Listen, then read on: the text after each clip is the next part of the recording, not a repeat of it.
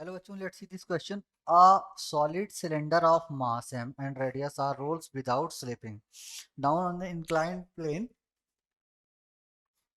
of length L and height h. What is the speed of the center of mass when cylinder reaches bottom? ठीक है, चलिए situation draw करते हैं. ये ठीक है, इंक्लाइंड प्लेन है और इस कोई एंगल थीटा होगा जनरल. और यहाँ पे बेसिकली क्या है, एक सिलेंडर है, फ्रंट व्यू.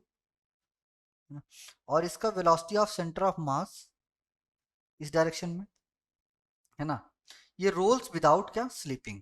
ओके, अब ये कह रहे हैं कि जब ये सिलेंडर यहाँ पहुंच जाएगा बॉटम पे इसके, तो फिर इसका वेलोसिटी ऑफ सेंटर ऑफ मास क्या हो जाएगा, है ना, वी डैश.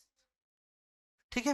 अच्छा, अब क्या कि यहाँ पे इसकी पोटेंशियल एनर्जी बेसिकली कितनी है, इस वाले की, इस डिस्क की पोटेंशियल एनर्जी कितनी है, M G into height H, है ना. इस डिस्क का mass into gravitational acceleration into height, जिस हाइट पे वो है, किसी हाइट एच पे है.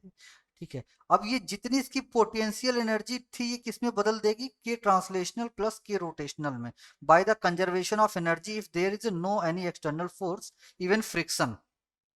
ठीक है. तो यहाँ बेसिकली मैकेनिकल एनर्जी कंजर्वेशन लगेगा. तो kinetic energy initial plus potential energy, potential initial बराबर kinetic energy final plus potential energy final. तो काइनेटिक एनर्जी इनिशियल कितनी थी, 0 थी, वहां से रेस्ट से छोड़ा गया वो. ठीक है.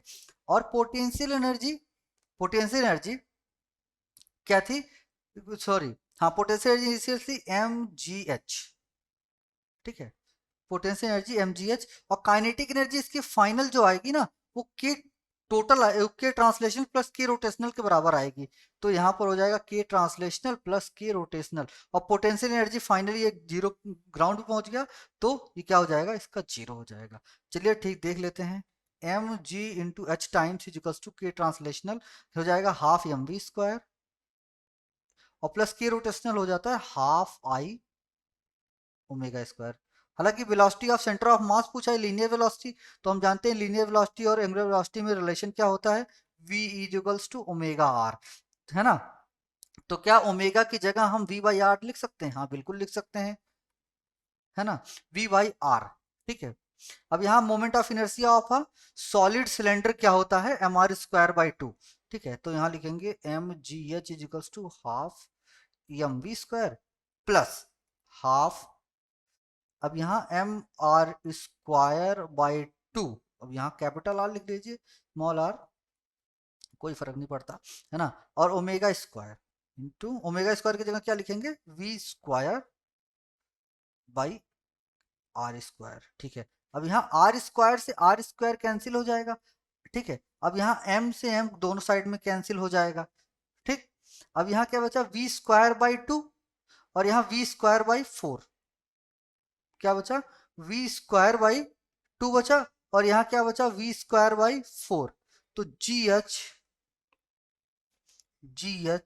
Is equals to v square by two plus v square by four. तो हम जानते हैं कि इसको ऐड करेंगे तो क्या आएगा, three V square by four, है ना. तो V square three V square by four is equals to G H, या